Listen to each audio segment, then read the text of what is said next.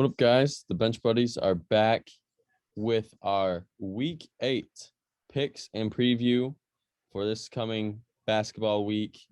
And we're going to just jump into last week. Ty, not that many games, only 7, but you still went 5-2, and you're up 10 games on me. Yeah, very shortened week with COVID and everything. I think there were 5 or 6 of our games canceled, but Tennessee, huge win over Arizona. I guess that's the one I'll talk about. That was probably the best game of the week. Came down to the wire, and Tennessee proved that they are here to stay. So we'll see if we can get more games played this week. That's what I'm the most worried about. Yeah, and on that, we'll get into our first game and first disagreement. Today, we got LSU, Auburn. I'm going with LSU, and I'm going the hot hand. I know Auburn. I talked about in the power rankings, or you talked about in the power rankings. I talked about LSU. I think LSU is going to keep the mojo going, get a win on the road, and move into the top 10 next week.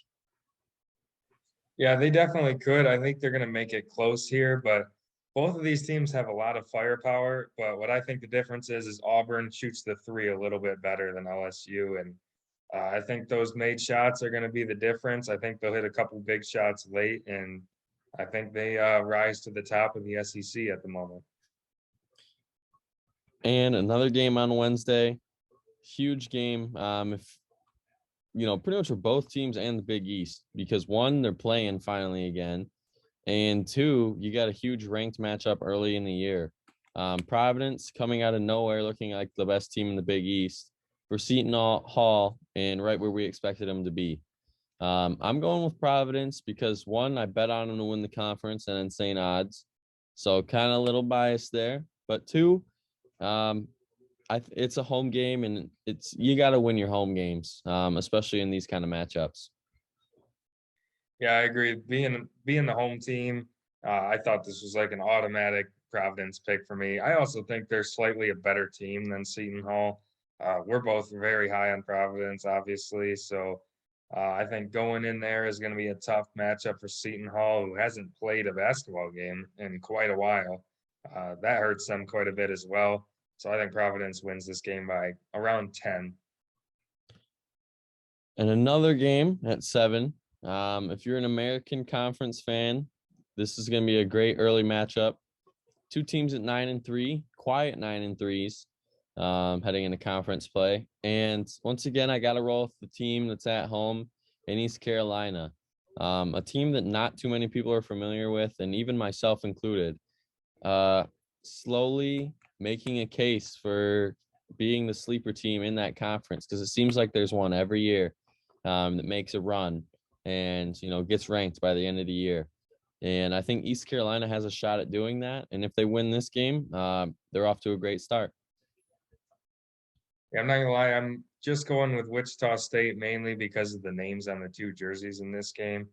East Carolina, I just can't remember the last time they had a big win like this in basketball. I might be missing something, but it was hard to pull the trigger on them. Wichita State's a borderline tournament team. I think they're on the outside looking in right now, but they're still a good basketball team. And I just think they're the better team here. They took Arizona to overtime earlier in the season, kind of proved that they can compete with some good teams. I think they'll go in there and win this game in a close game. And after all those games are over, you got a huge SEC matchup, and Tennessee, Alabama. Tennessee with a big win over Arizona last week, and Alabama with a tough loss last week as well. But I think, once again, I'm going with the home team. Alabama right now needs this win more than I think Tennessee needs it at the moment, so I got to roll with them. Yeah, Alabama's just been kind of an up and down team all year, and I think that continues. Coming off a bad loss at home to Davidson, I think they come back home and beat a good team in Tennessee. I just think it's tough to beat a really good team in Arizona like Tennessee did and get back up and win a road game like this. I just think Alabama is going to have too much firepower and put them away early. I think Tennessee comes back, makes it a close game, but I think Alabama wins the game. And another SEC game that people aren't going to talk about because one, Arkansas should be ranked. Coming in the year, they were ranked and a highly ranked team in the SEC. You got Mississippi State, who's looking to pull off a huge upset here. I am going to roll with Arkansas, though. I just think this team, struggled in those 2 losses, but in those 10 wins, they've looked like a pretty solid team, and I think they're going to get to 11 here. Yeah, we're actually both going with the underdog here, according to Vegas. But I just think Arkansas is a more established team. I'm not there yet on Mississippi State. Haven't really got a big win yet to date. I think that continues. I think Arkansas is needing to bounce back after that loss to Hofstra. They've had to sit on that loss for a while. And I think they go in there and get this win. It's a new season for them as SEC play starts. And I think they'll kind of come back to how we thought they were going to be at the start of the year. And Thursday, we got our Wolverines finally back in action after, unfortunately last week getting their game canceled on that day due to COVID issues with the other program. But now you got a road game against UCF, who's looking to prove that they belong this year. And if you're Michigan, I think this is a huge statement win as well. Obviously it's not against a ranked opponent or anything, but it's a statement win for your program to prove, you guys still have some fight in you. You're going to be a good team. And I think that's going to happen, but, I'm not expecting a blowout by any means. I think this is going to be a great game and a close game. Yeah, this game makes me a little nervous. UCF, a borderline tournament team right now, a good basketball team, very underrated, and a road game for Michigan. Obviously, they've had their fair share of struggles this year. They're coming off a layoff due to COVID. They haven't played on this game day. They wouldn't have played for 12 days. So that's a big layoff. Makes me a little nervous. Obviously, I'm picking Michigan. I always pick Michigan, but I think this will be a close game. It's going to really test them. They've only gone on the road once to play a team with a pulse. I'm not even counting the Nebraska game. And they got destroyed by an average North Carolina team. So they got something to prove in this game. But I think they go in there and get the win in a close game, possibly an ugly game. And on Saturday, the new year, Happy New Year, everyone. And why not start it off with a great matchup in the Big 12? West Virginia, probably the most underrated team in the country at 11-1. Seems like they do it every year. And you get Texas, you were talking about top 5 talent in the country, but it's just not showing right now. And I think in this game, it is going to show. And Texas, I think, will win big here and kind of a surprise win. Yeah, I think Texas will win this game pretty comfortably. West Virginia, in my opinion, they should be ranked right now. I'm surprised they're not, especially with an 11-1 record, a couple of good wins. But that's not going to matter. They're going to go in there, and Texas is finally going to start to find their groove in this game, I think, and they should win the game. And the game of the week, hands down, Baylor, Iowa State, 2 undefeated, squaring off in conference. I want to pick Iowa State just because, the story of what happened last year and what's already happening this year. But I can't pick against the number 1 team in the country, and they deserve to be the number 1. There's no controversy, nothing. Best team in the country by far so far this year, and I think they keep it rolling. Yeah, it's a huge game, tough place to play. I will say, if Iowa State wins this game somehow, they should be number 1. They'd be an undefeated team who just beat number 1, and the teams they would be passing would all have a loss. But that's not going to matter. Baylor's going to win this game.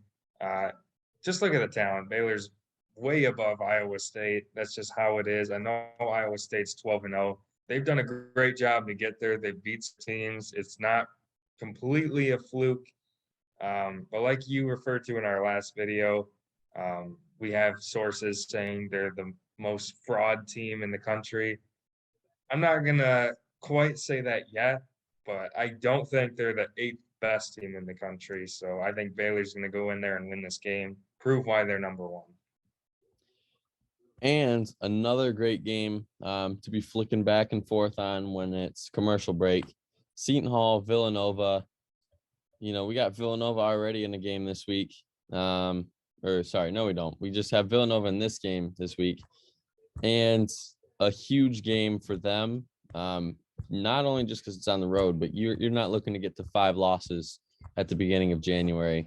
Uh, they'll drop them out of the rankings and probably drop them out of a lot of people's, on the radar list as well. And I think that's what's going to happen. Seton Hall is going to probably, pull off the upset, you could say. Vegas odds possibly, but I don't know. I just think the Big East is going to be the most up in the air conference this year, and teams are going to beat each other up, and there's not going to be a clear cut, number one team. Yeah, unfortunately for Seton Hall, I am predicting them to go 0-2 this week. I just think, I still believe in Villanova. I'm still on the Villanova train. I'm not ready to, say that they were frauds yet. And I think they're due for a big road win. They've been really close a few times. Most notably, the UCLA game very early in the season took them to overtime on the road. Couldn't quite pull it off. I think this is the perfect game for them to finally finish a game and get a road win and really establish themselves back towards the top of the Big East where they should be. And I think they're just due. They're 8-4. I feel like I say this every week, but I just don't see this Villanova team with Jay Wright as their coach falling to 8-5. I just don't see that happening. So I think they win. And at 3, right when those games go to halftime, this is the game you're going to want to watch. Providence and DePaul. You got Providence, a surprise team in the Big East so far. But maybe it could be this DePaul team as well. Everyone has just been playing super good in the Big East. DePaul and Providence, 2 low-end teams last year, looking at, 1 loss through 10 games. And I just still got to go with Providence here. I bet on them, and I'm betting on them to win this game as well. Yeah, I'll just say Providence is for real and DePaul are frauds.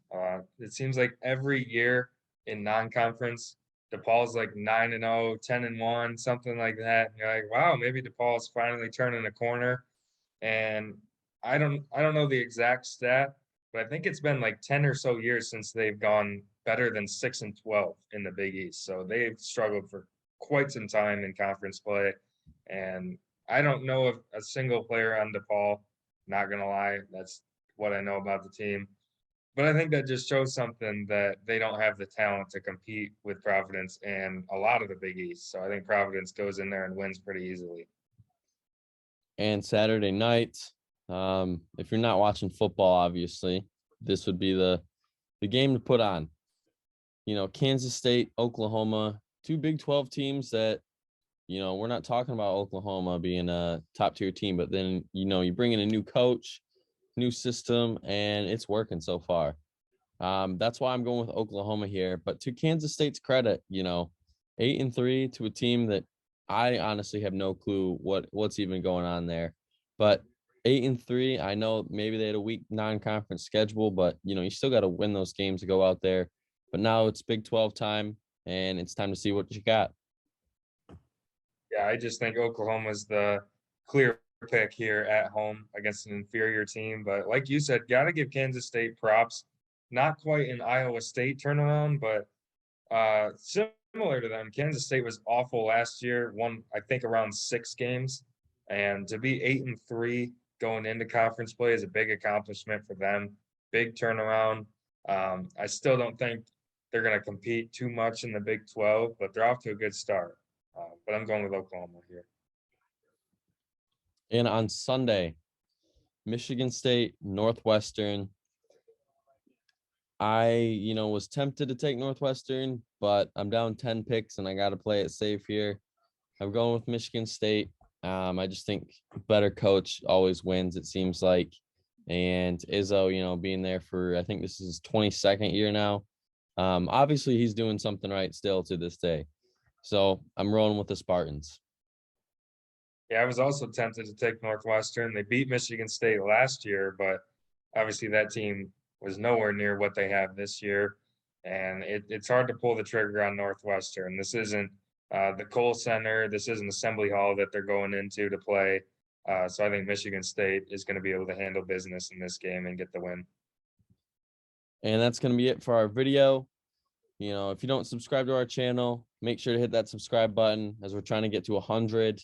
Hopefully you guys, help us out. Just one a day would be great. Hit that like button, comment, who your picks are this week or what you guys are thinking. But until the next video, the Bench Buddies are out.